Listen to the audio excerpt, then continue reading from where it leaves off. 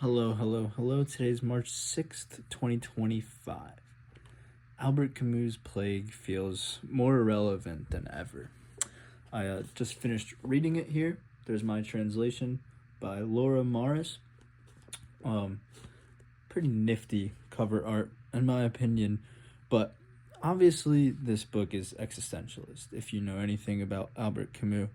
And existentialism as a doctrine was very prevalent during the World War II era, and it makes sense to me. And this isn't the main thrust of the video, but it makes sense because it's an atheistic view that sort of prioritizes the individual, which following World War II, seeing the nuke dropped and all that good stuff, not even mentioning the Holocaust or the horrors that you would have seen at Normandy, anything like that, how could God exist? And you sort of only need to focus on yourself.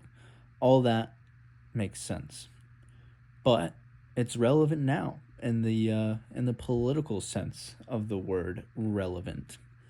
The beginning of the book really just beautifully sort of captures the slow creep of fascism, and it also, you know, if you're not 5 years old, you'll remember COVID, and it also captures that really well.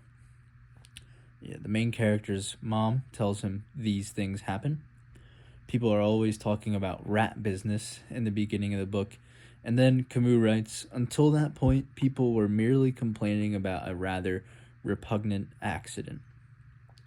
And that's sort of the tipping point of the plague, where this rat infestation gives people these awful buboes. I don't know what the pronunciation is. I'm not a medical guy in the slightest, but you know, that was a tipping point. And until then, people were just complaining.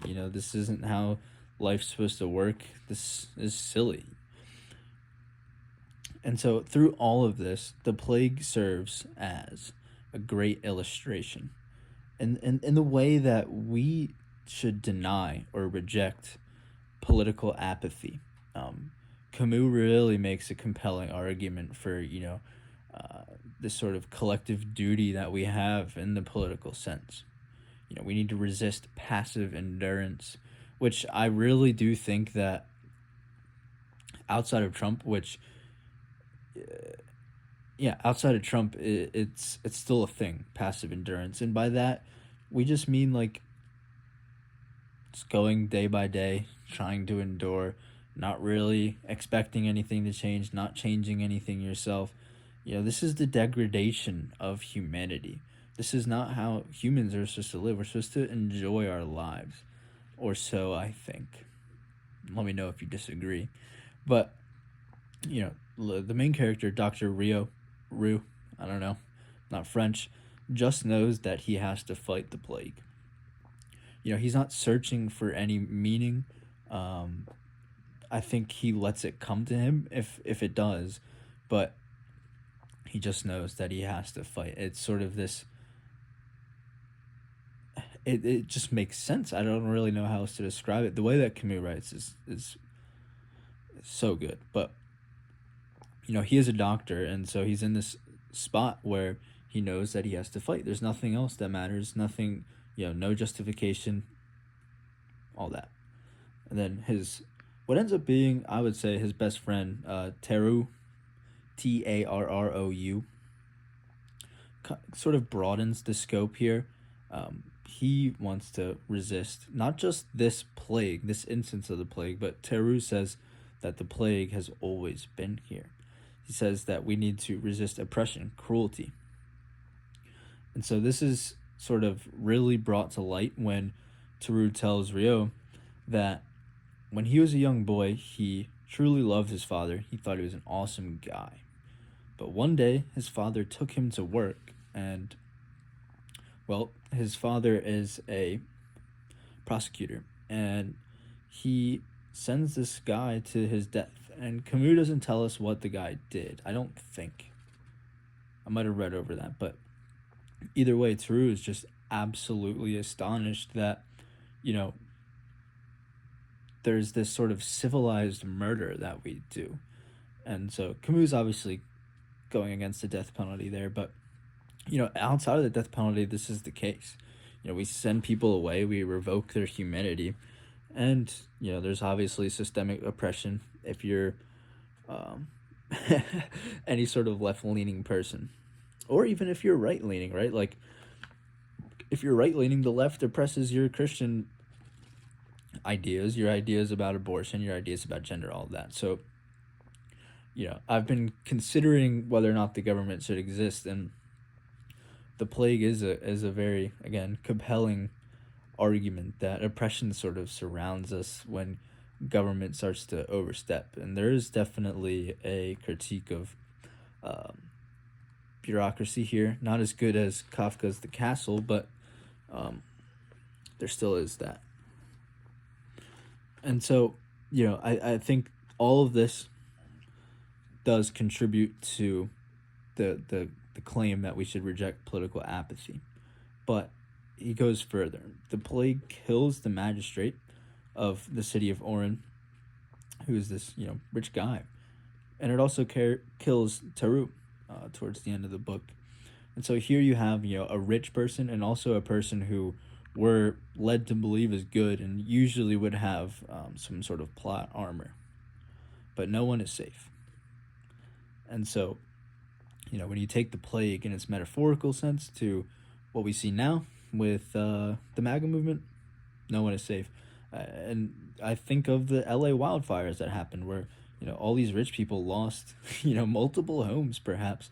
So, yeah.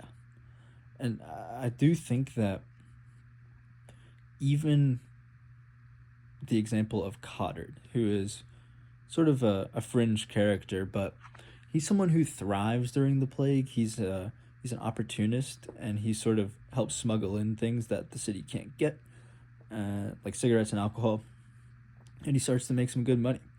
And when the plague starts to end, he's like upset about it, and he ends up having a breakdown and has a shootout with the police. And I think he dies. Pretty sure he dies. Camus does sort of go over my head sometimes, I won't lie.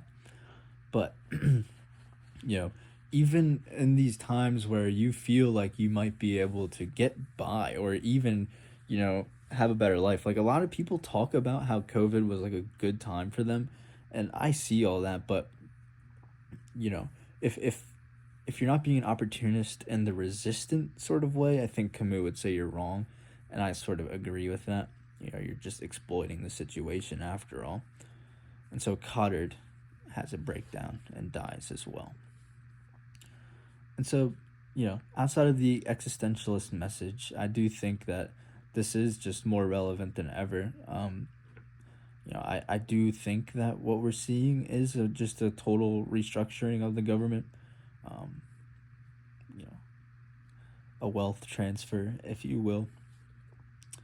And people are not really, and by people I mean the average person, are not really going to be protected by this government. And we're hearing rumblings of a third term and all of that, but really I think it might be someone else, Vance, Musk, whoever it may be. I haven't really looked into what people are saying on that end. I'm trying to focus on the now, but yeah. Good book. Highly recommend. I do want to say, if you're still here, leave me a comment if you are interested in a sort of book clubby sort of thing. I've done this before. I'm reading Love, Anarchy, and Emma Goldman next, right here. This is sort of an expensive book, so I'm sorry if you do want to read it, if you do want to take part, but yeah, by all means, leave a comment, and I'll wait for you to start reading this. I'm trying to catch up on classics as well, so I'll read one of those, maybe Frankenstein, in the meantime, but just let me know. And drop a like if you enjoyed the video. I really do want to keep spreading the message of resistance. I am completely honest. I've had a shit day today, so it's kind of perfect, but I am very fed up with what's going on. I've to be anecdotal for a second, some one of my friends told me about how his mom has just been like completely shit on since Trump has taken office. That's all I'll say there, with some of his policies. So yeah, and from my own personal standpoint, I'm very, very.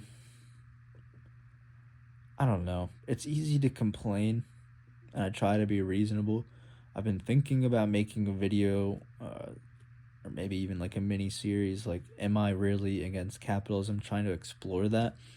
But as of right now, I can tell you, I very much am. I do not think that this system works for us. I really do not.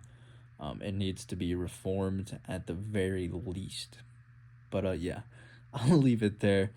It's Thursday, so we're getting towards the weekend now. Maybe things will get better, but who knows? Yeah. Peace and love.